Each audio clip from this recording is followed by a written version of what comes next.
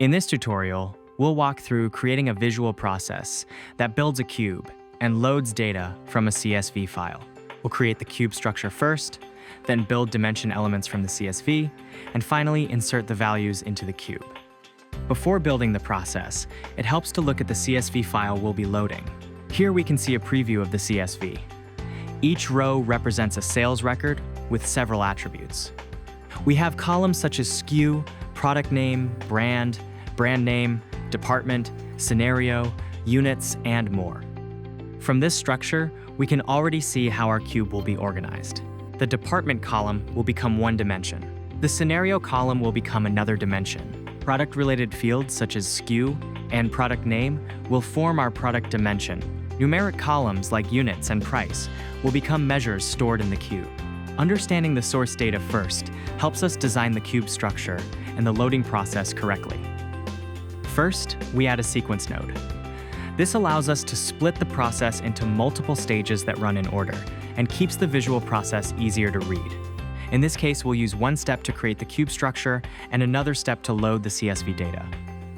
In the first step, we build the cube structure.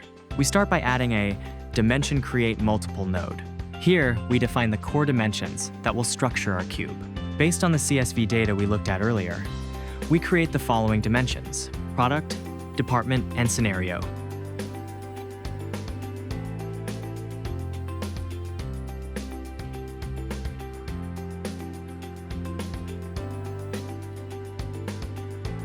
Next, we add a dimension create node. We name this dimension sales measures and set the type to measure. This creates a dedicated dimension for storing values.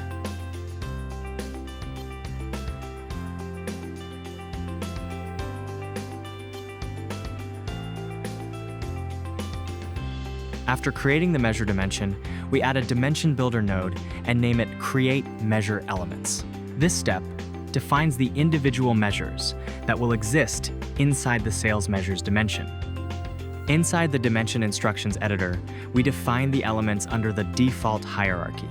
Each of these elements represents a different metric that will be stored in the cube. For example, we can use the following metrics from our CSV: units, price, cost price, and discount. These measures will later be populated when we insert values from the CSV data. Finally, we add a cube create node. This node defines the cube itself and specifies which dimensions make up the cube structure. We will name the cube sales. Next, we add the dimensions that will form the axes of the cube. They are time, scenario, department, product, and sales measures. Once this node runs, the sales cube will be created and ready to receive data from the CSV file in the next steps of the process.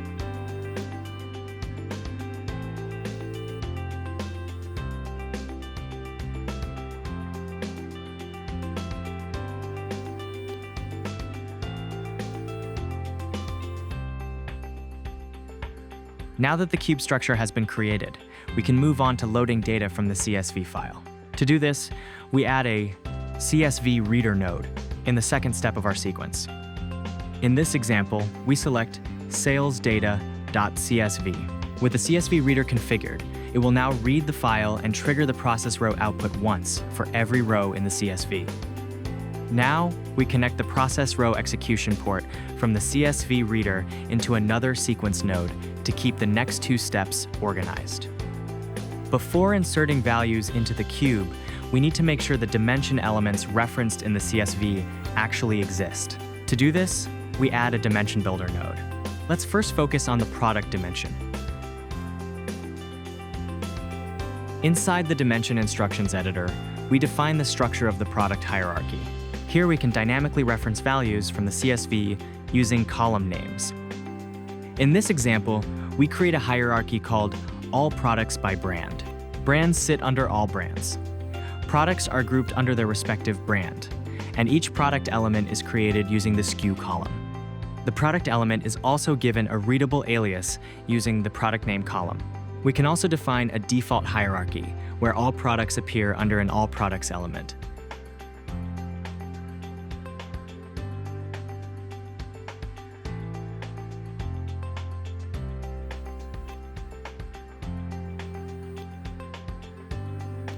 Now, we add another dimension builder node for our scenario dimension.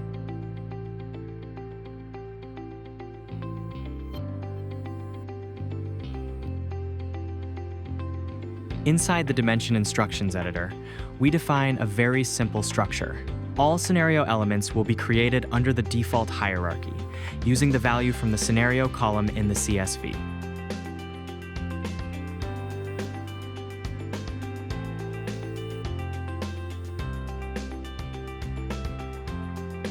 Next, we add another dimension builder node for the department dimension.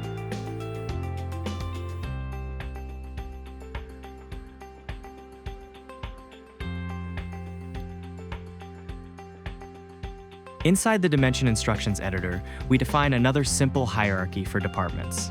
Under the default hierarchy, we create a parent element called all departments, and then generate department elements beneath it using the department column from the CSV.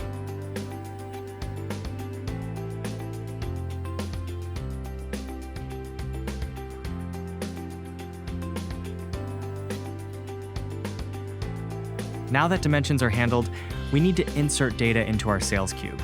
Before we do that, however, our CSV contains a date column written as day, month, and year.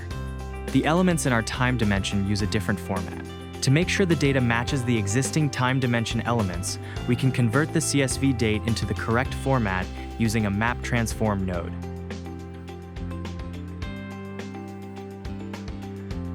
Inside the modifications section of the transform row node, we create a transformation for the date field using a MODLR formula. This formula reads the date value from the CSV row, interprets it using the original day-month-year format, and then converts it into the year-month format used by our time dimension. Now that the row data has been prepared, we can insert the values into the cube. We start by adding a cube update node. Let's start by inserting the units measure into the cube. For the value key, we enter units. This tells the node which column from the row should be written into the cube. We then set the measure to units, which determines which element in the sales measures dimension will store the value. Next, we define the element keys that identify where the value should be written in the cube. Each key corresponds to one of the cube's dimensions. The time dimension uses the transformed date value. The scenario dimension uses the scenario column. The department dimension uses the department column. The product dimension uses the SKU column. Together, these keys define the exact location in the cube where the value will be stored. Finally, we repeat the same pattern for the remaining measures: price, cost price, and discount. The only difference is the value key and measure, which correspond to the specific metric being inserted.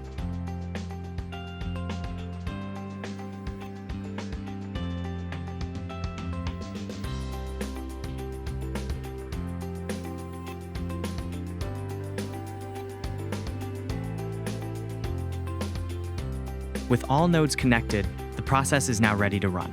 When executed, the process will read each row from the CSV file, create any missing elements, convert the date to match the time dimension, and finally insert the measure values into the sales cube.